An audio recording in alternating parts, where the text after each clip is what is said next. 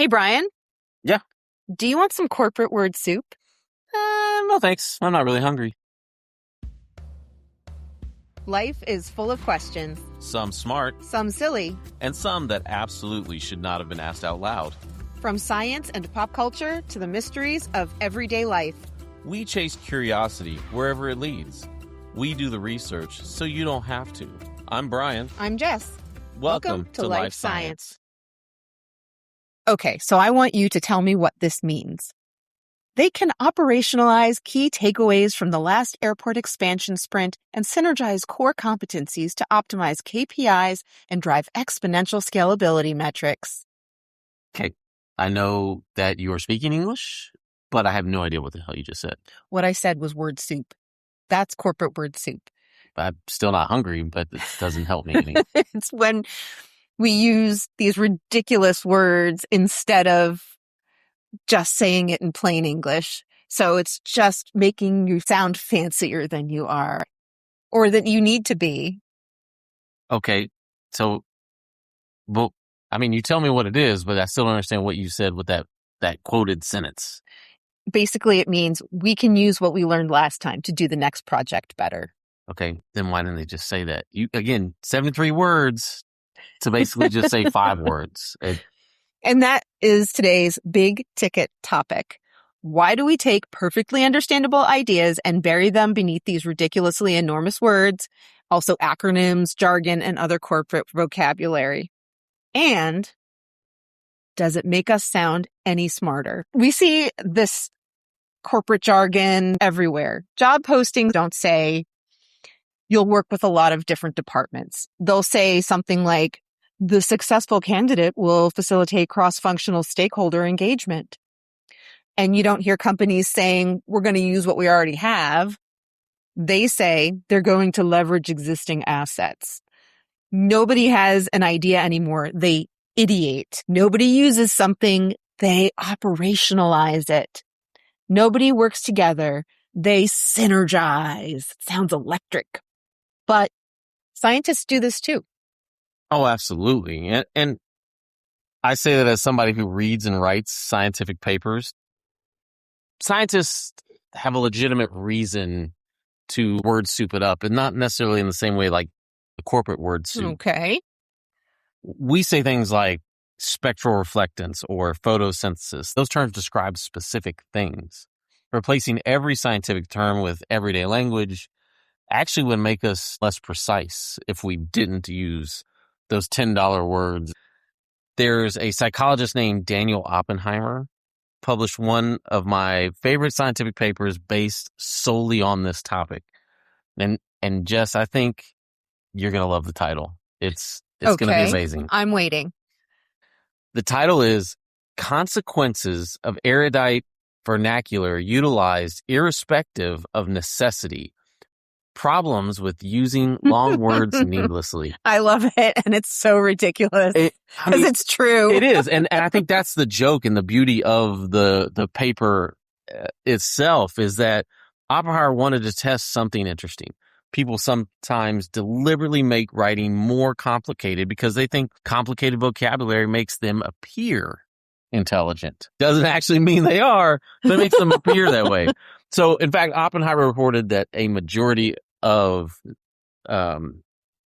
Stanford undergrad students that he was surveying, a lot of them intentionally used bigger words in their papers to make them sound smarter. He wanted to test whether they actually seemed smarter or not, and it made them actually look less intelligent, not more, less. And this wasn't simply because the underlying essays that these students were throwing these big dollar words in were bad. He showed that they manipulated the complexity of the writing. So the unnecessary complexity itself hurt people's impressions of the writer in his research. Okay. Well, in my research on this topic, I came up with something interesting. One reason that the brain likes easier words, so we'll go with the $2 words. Okay. Okay. Is is something called processing fluency. Processing fluency describes how easily your brain processes information. The researchers of this study said that when we can process something more easily, we are more positively reacting to it. So your brain doesn't just respond to what it's processing, it also responds to how difficult that processing feels. They're saying, this is ridiculous to translate. You're making me work hard and I don't like it. So I'm going to be unhappy with you now. That's funny that you mentioned that because I think the study you're referring to, Oppenheimer actually used that and found that the processing fluency that you're referring to helped explain his results. Okay, if I give you the committee used the results to improve the program, your brain barely has to work. Correct. Okay. It barely works now. But if I tell you the interdisciplinary committee operationalized empirical findings to facilitate programmatic optimization, that's a heavy lift for your brain. And now I'm annoyed with you. Exactly.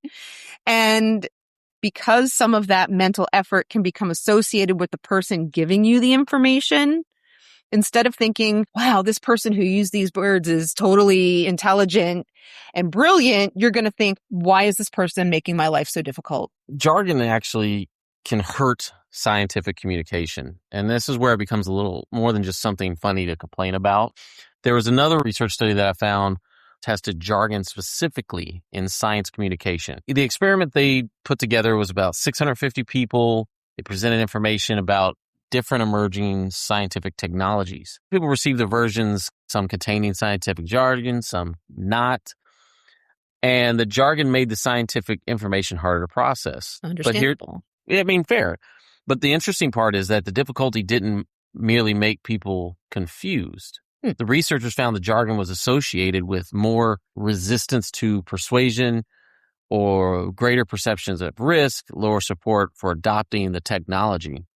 So jargon can potentially undermine the very thing that you're trying to convey. The goal is to help people understand the science. And if your audience needs a decoder ring to understand what you're trying to say, you may still want to just go with the plain language.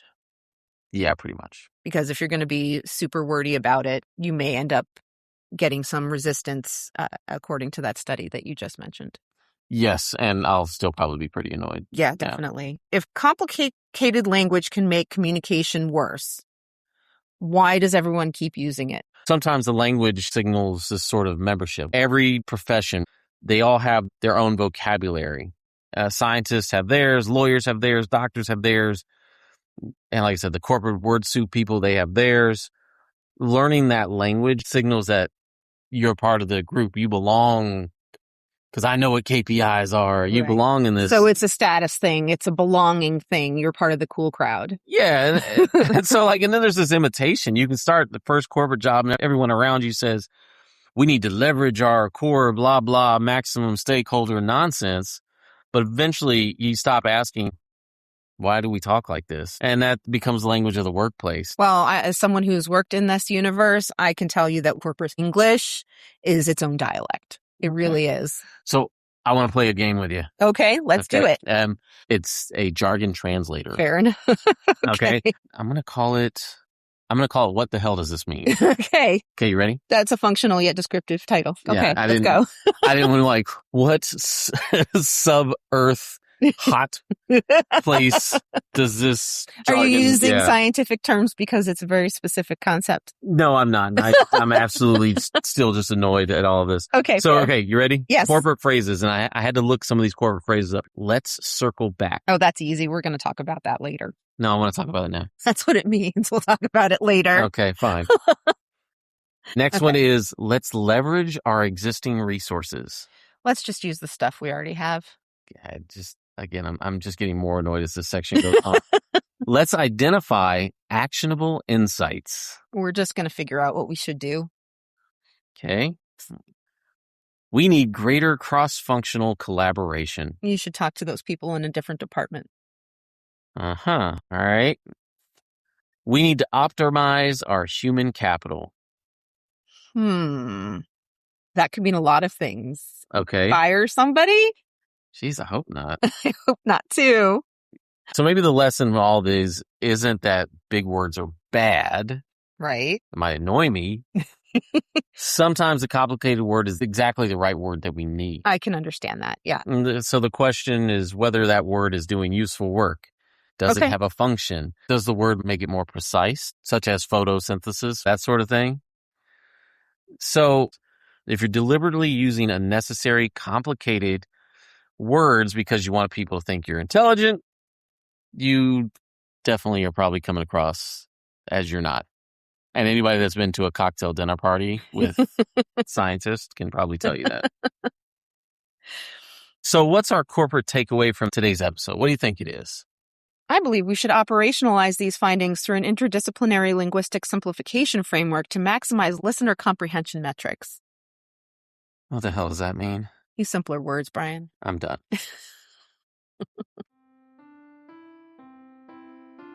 So, Jess. Yes? Do you have a song stuck in your head right now? No. Good. Why did you say good like you're about to ruin something? Because I was just wondering how quickly I could put a song in your head. You will not. I have not even named a song. You don't have to, because now my brain is already searching for one. Which is actually perfect. No, I don't like this. Nope. Okay. It's actually a good thing, because this is what our last topic of this episode is going to be. Okay. We're going to talk about earworms. Earworms. How exciting. So earworms are one of those great things, and it just repeats over and over and over, even when you didn't even ask it to. More importantly, how do I make it stop? Science actually has some answers. I hope so. First, let's just cover what exactly an earworm is. Yes, let's. Scientists have a much less charming name for earworms. Not that earworms is exactly charming. Is it more descriptive and helpful and precise? It is, but I still sometimes feel like, earworm just sounds better. Okay. But it's called involuntary musical imagery, or INMI. It definitely sounds like earworm is a more glamorous nomenclature. I mean, what a terrible acronym. It's but awful. Never mind. So basically, when music comes into your mind without you deliberately trying to remember it, we're not necessarily playing the entire song. It's often just this short section, 8 to 12 seconds, a refrain, a chorus, some sort of melody or riff. Maybe just a few words, and it just repeats over and over again. Okay, so when my brain chooses 12 seconds of MMMBop by Hanson, a classic, it plays continuously for 6 hours in my brain. I'm just trying to figure out what'd you say? MMMBop, shooby-doo. Okay. But I don't know the words. And that's on me. I shouldn't have asked because I don't want whatever that is in my head. Yeah, it's an earworm. So that's an earworm. Okay, and then sometimes I'll wake up and there's already music playing in my head. I don't remember hearing that in my dream. And that's also an earworm. And then sometimes somebody will say the name of a song during the day, and then I'll hate them for the rest of the afternoon because it's in my head. Yeah, also an earworm. That's involuntary. Okay. It's INMI. But yeah. Or an earworm. Or an earworm, More yeah. fun to say, also for an sure. earworm.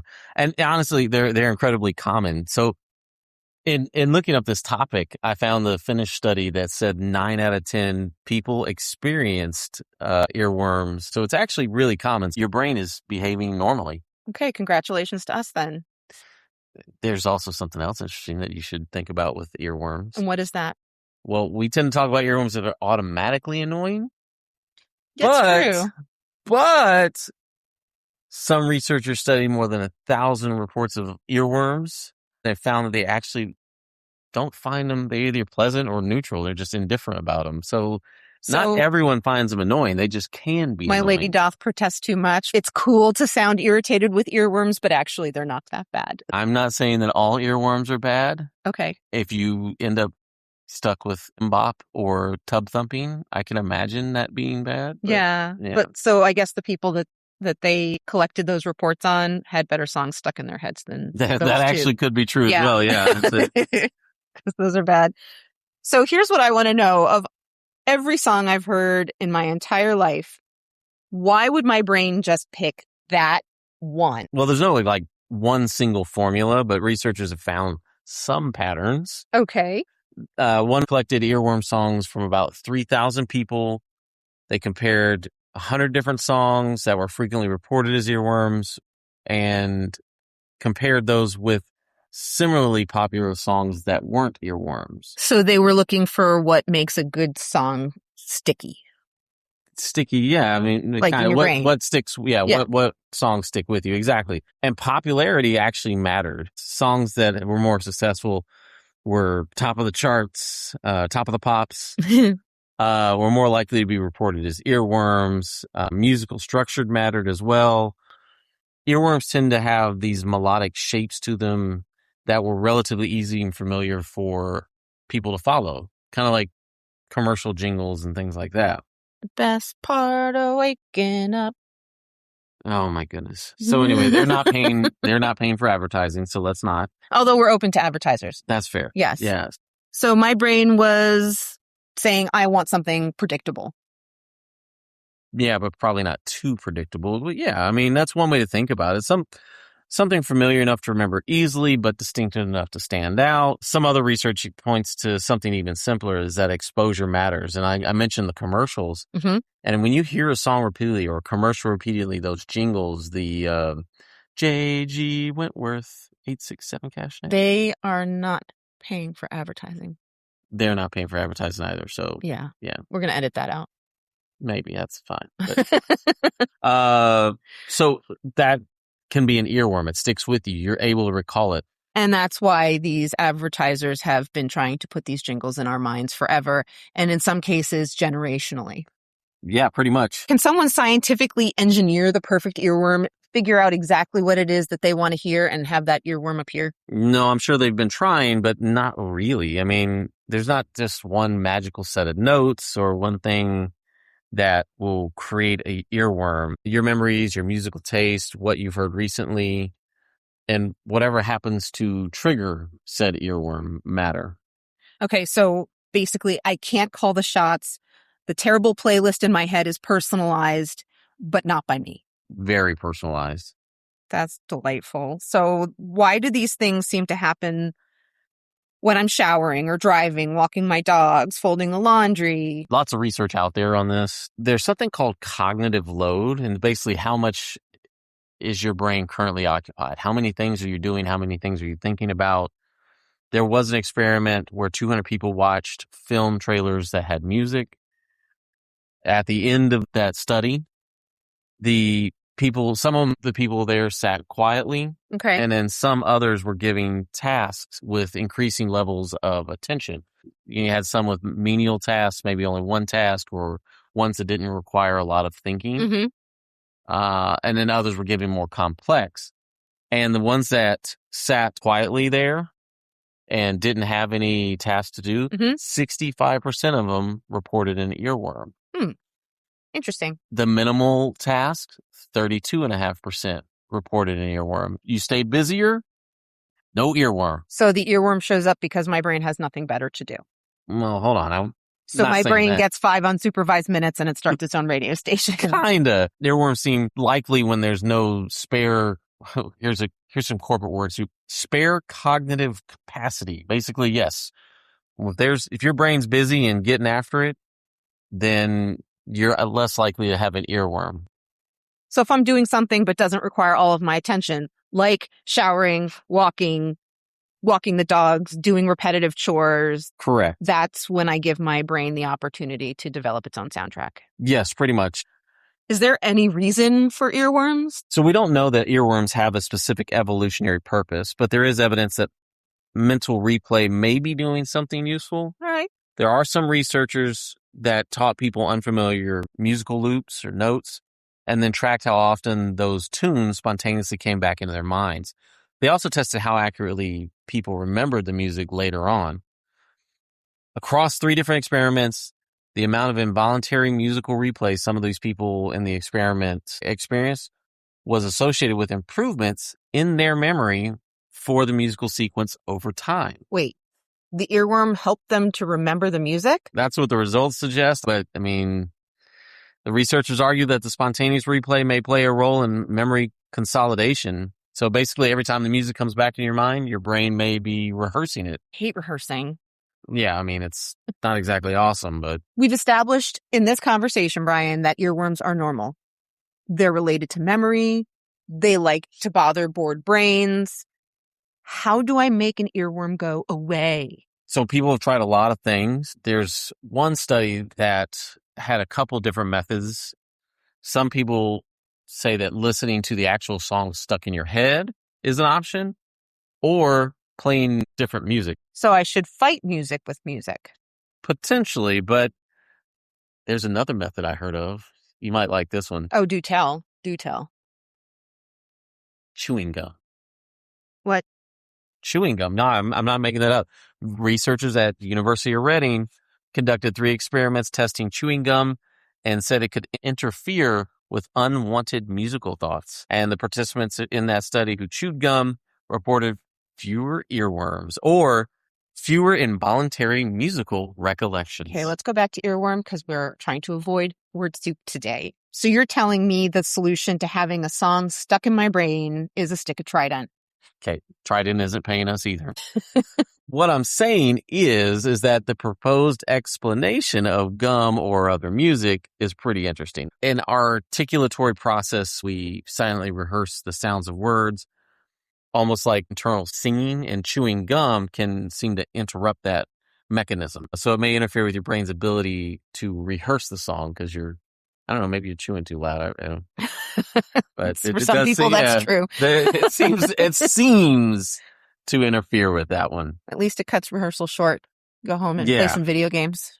I mean, I would love to go play some video games right now. So an earworm isn't just like your brain malfunctioning. It's pretty fascinating example of how memory can operate without us consciously asking it to. Something triggers the memory, your brain reconstructs part of the song, and if your attention isn't occupied with something else, it may just keep on rehearsing it. Over and over and over again. Which is great if I need to remember a song, but less useful when I'm trying to say sleep. True.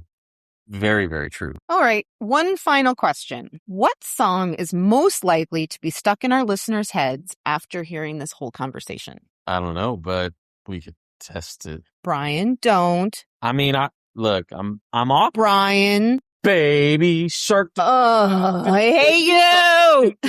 No. Shark, and we'll see you next time. Oh my gosh. Stay curious, everybody. Well, that's another episode in the books. Thanks for joining us today on Life Science. Follow us on your favorite podcast platform so you never miss an episode. And connect with us on Facebook, Instagram, and YouTube.